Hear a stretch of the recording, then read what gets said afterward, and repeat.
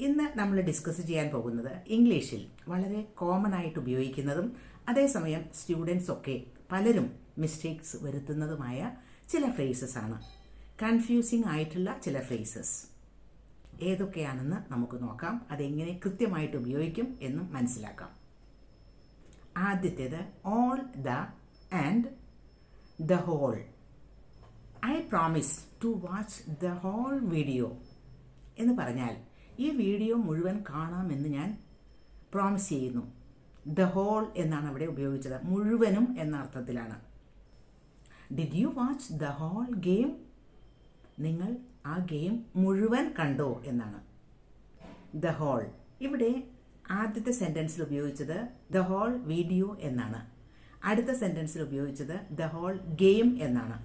ഇത് രണ്ടും countable nouns ആണ്, സിംഗുലർ നൗൺ ആണ്. വീഡിയോസ് എന്നല്ല പറഞ്ഞത്, ഗെയിംസ് എന്നല്ല പറഞ്ഞത്. ഗെയിം എന്ന് പറയുമ്പോൾ സിംഗുലർ ആണ്, അതുപോലെ വീഡിയോ എന്ന് പറയുമ്പോഴും സിംഗുലർ ആണ്. അപ്പോൾ കൗണ്ടബിൾ സിംഗുലർ നൗൺസിന്റെ ഒപ്പം ദ ഹോൾ ഉപയോഗിക്കാം. The whole plus singular countable noun. I have watched all the videos you have made. നിങ്ങൾ ചെയ്തിട്ടുള്ള എല്ലാ വീഡിയോസും ഞാൻ കണ്ടിട്ടുണ്ട്. ഓൾ ദ, അവിടെ ദ ഹോൾ അല്ല ഉപയോഗിച്ചത്, ഓൾ ദ. വീഡിയോസ് എന്നാണ് ഉപയോഗിച്ചത്, അത് പ്ലൂറൽ നൗൺ ആണ്, പ്ലൂറൽ ഫോമിലാണ് അത് ഉപയോഗിച്ചിരിക്കുന്നത്. അപ്പോൾ ഓൾ ദ കഴിഞ്ഞിട്ട് പ്ലൂറൽ നൗൺ ആണ് ഉപയോഗിക്കേണ്ടത്. വേറൊരു sentence, thank you for all the guidance help and support. ഗൈഡൻസിനും ഹെൽപ്പിനും സപ്പോർട്ടിനും ഒക്കെ താങ്ക് യു എന്നാണ് പറയുന്നത്. അവിടെ ഗൈഡൻസ് അല്ലെങ്കിൽ ഹെൽപ്പ്, സപ്പോർട്ട് എന്നൊക്കെ പറയുന്നത് അൺകൗണ്ടബിൾ നൗൺ ആണ്. അപ്പോൾ ഓൾ ദ ആണ് നമ്മൾ ഉപയോഗിച്ചത്. All the support, all the help, all the guidance plural countable noun അല്ല. അപ്പോൾ അവിടെ നമ്മൾ ഉപയോഗിച്ചത് ഓൾ ദ കഴിഞ്ഞിട്ട് അൺകൗണ്ടബിൾ നൗൺ ആണ്. All the plus uncountable noun. All the എന്ന ഫ്രേസ് ആയാലും ദ ഹോൾ എന്ന ഫ്രേസ് ആയാലും രണ്ടും ഒരു കാര്യത്തിന്റെ മുഴുവൻ എന്ന് കാണിക്കാൻ നമുക്ക് ഉപയോഗിക്കാം. ഇപ്പോൾ ഒരു ബുക്ക് വായിച്ചിട്ട് ബുക്ക് മുഴുവനായിട്ട് വായിച്ചു കഴിഞ്ഞിട്ട് all the book was boring എന്ന് പറഞ്ഞാൽ അതൊരു റോങ് സെന്റൻസ് ആണ്. ഓൾ ദ ബുക്ക്, ആ ബുക്ക് മുഴുവൻ ബോറിംഗ് ആണ് എന്നാണ് പറയുന്നത്. The whole book was boring എന്നാണ് പറയേണ്ടത്. അവിടെ ഉപയോഗിക്കേണ്ടത് ദ ഹോൾ എന്നാണ്. ദ ഹോൾ എന്നതിൻ്റെ മീനിങ് ദ എൻറ്റയർ ബുക്ക്, ആ മുഴുവൻ ആയിട്ടുള്ള ആ ഒരു ബുക്ക്. ആ ബുക്ക് വായിച്ചു കഴിഞ്ഞിട്ട് നമുക്കൊരു അഭിപ്രായം പറയുമ്പോൾ നമുക്ക് അങ്ങനെ പറയാം, the whole book was boring. അവിടെ ഓൾ ദ ബുക്ക് ഉപയോഗിച്ചാൽ അത് റോങ് ആണ്. ഇനി I ate the whole cookies, wrong sentence. കുക്കീസിനെ പറ്റി, ബിസ്ക്കറ്റ്സിനെ പറ്റിയാണ് പറയുന്നത്. I ate all the cookies എന്നാണ് പറയേണ്ടത്. കുറേ കുക്കീസിന്റെ കാര്യം, ഒരു പ്ലൂറൽ നൗൺ ആണ്, ഓൾ ദ കുക്കീസ്. അവിടെ ദ ഹോൾ ഉപയോഗിച്ചാൽ റോങ് ആയി.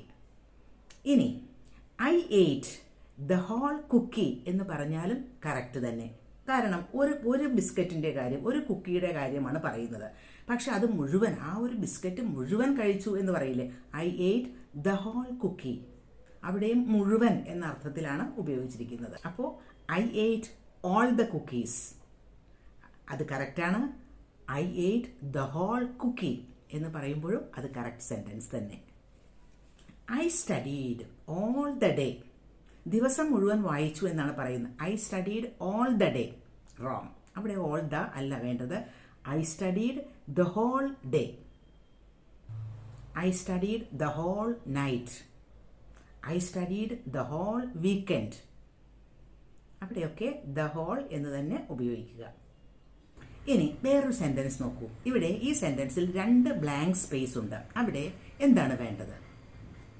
Blank space, students who revise, blank, blank space, lesson will be given A gift. ആ ലെസൺ മുഴുവൻ റിവൈസ് ചെയ്യുന്ന കുട്ടികൾക്ക് ഗിഫ്റ്റ് കൊടുക്കും എന്നാണ്. അപ്പോൾ ഓൾ ദി എവിടെയാണ് ഉപയോഗിക്കേണ്ടത്? ദ ഹോൾ എവിടെ ഉപയോഗിക്കണം? All the students. Students plural countable noun ആണ്. ഓൾ ദ സ്റ്റുഡൻസ്, എല്ലാ സ്റ്റുഡൻസിനും. Who revise the whole lesson, ആ ലെസൺ മുഴുവനായിട്ട് റിവൈസ് ചെയ്യുന്ന കുട്ടികൾക്ക്. The whole lesson. All the lesson അല്ല, ദ ഹോൾ ലെസൺ. അടുത്ത് നമ്മൾ നോക്കാൻ പോകുന്ന phrases such as and as such. എന്താണ് ഇത് തമ്മിലുള്ള വ്യത്യാസം? Some fruits such as apples and oranges are rich in vitamin C. Some fruits, അത് കഴിഞ്ഞിട്ട് ഉപയോഗിക്കുന്നത് സച്ച് ആസ്. അവിടെ ഒരു എക്സാമ്പിൾ, ഒരു ഉദാഹരണമായിട്ട് നമ്മൾ പറയുകയാണ്. Apples and oranges are rich in vitamin C.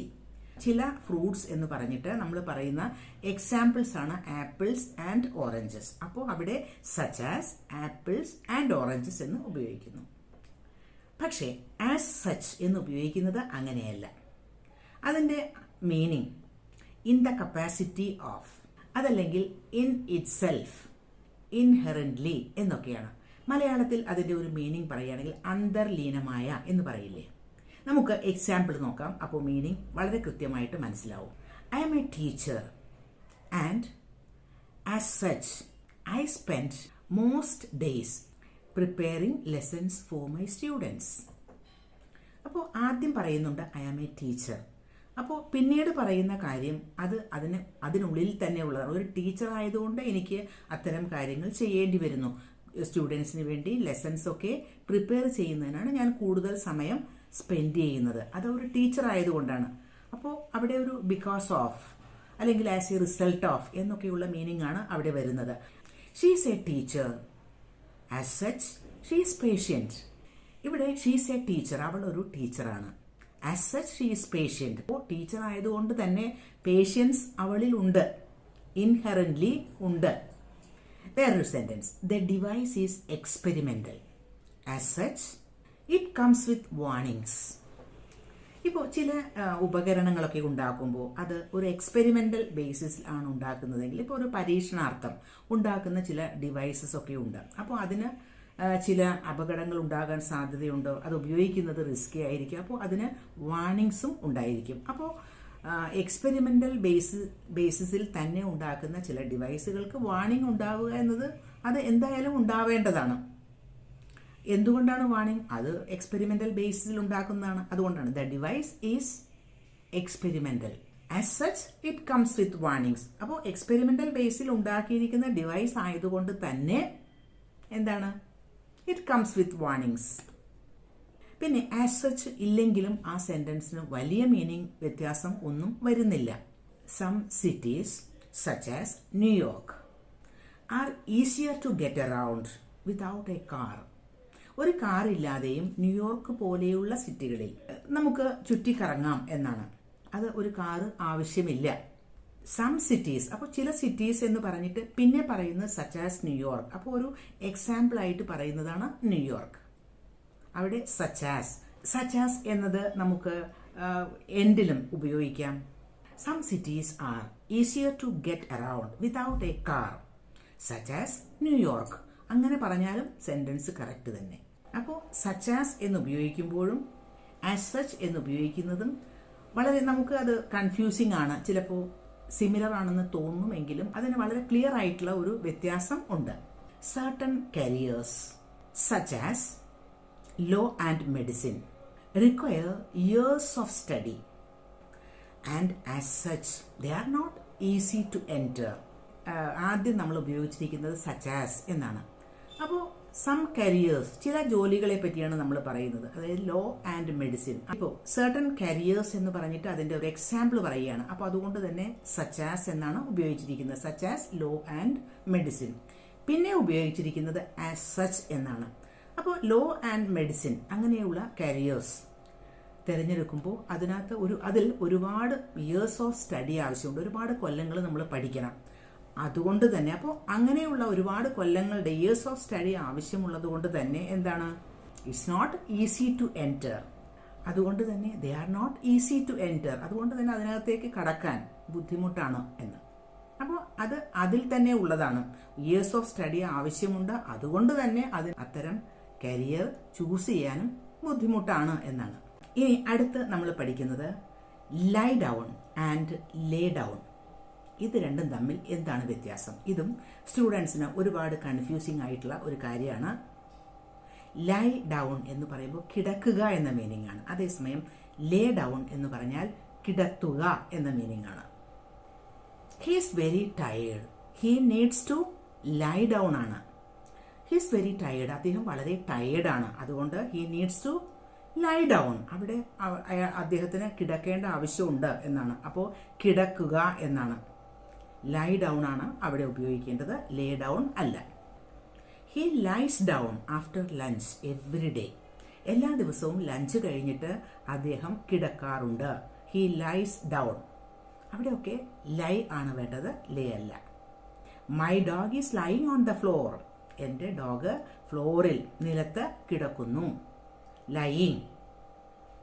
Leh down എന്ന് പറയുമ്പോൾ കിടത്തുക എന്നാണ് മീനിങ് എന്ന് പറഞ്ഞല്ലോ. അതായത് ഒരു ഹൊറിസോണ്ടൽ പൊസിഷനിൽ നമ്മളൊരു മേശമേൽ ഒരു ബുക്ക് വെക്കുന്നു അല്ലെങ്കിൽ അത് കിടത്തുന്നു എന്ന് നമ്മൾ പറയില്ല ബുക്കിന്റെ കാര്യമാവുമ്പോൾ. അപ്പോൾ അതൊരു ഹൊറിസോണ്ടൽ പൊസിഷനിൽ വെക്കുക എന്ന അർത്ഥത്തിൽ നമുക്ക് ലേ ഡൗൺ ഉപയോഗിക്കാം. She lays the keys on the counter. അവൾ കൗണ്ടറിന്റെ മേൽ കീസ്, കോലുകൾ വെക്കാറുണ്ട്. I lay my phone on the table.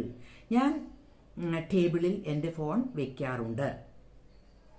അവിടെയൊക്കെ കിടത്താറുണ്ട് എന്ന് നമ്മൾ പറയില്ല, കാരണം അത് ഓരോ വസ്തുക്കളായതുകൊണ്ട്.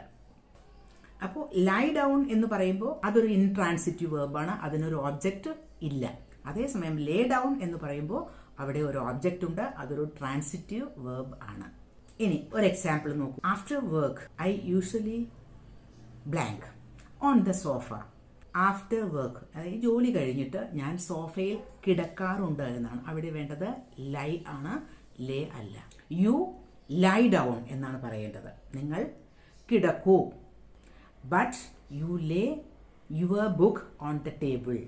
നോക്കൂ, ലേ ആൻഡ് ലൈ, അതിൻ്റെ ഒരു വ്യത്യാസം മനസ്സിലായില്ലേ?